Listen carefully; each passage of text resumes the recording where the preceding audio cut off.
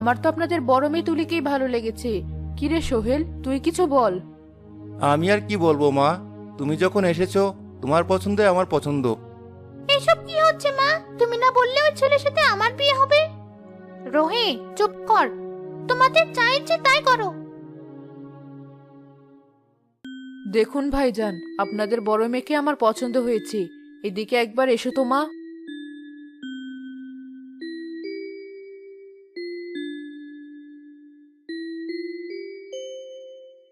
এই আপনি কি করলেন?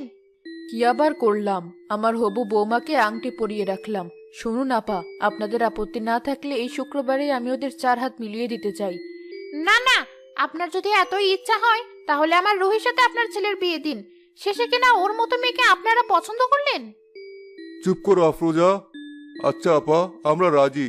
আপনার কথাই রইলো, আগামী শুক্রবারে ওদের বিয়ে হবে। আমিও দেখছি কি করে এই বিয়ে হয়। ওর কথায় আপনারা কিছু মনে করবেন না। আবার মেয়েটা ছোটবেলা থেকে অনেক কষ্ট পেয়েছে আপা। আপনি শুধু এটুকু খেয়াল রাখবেন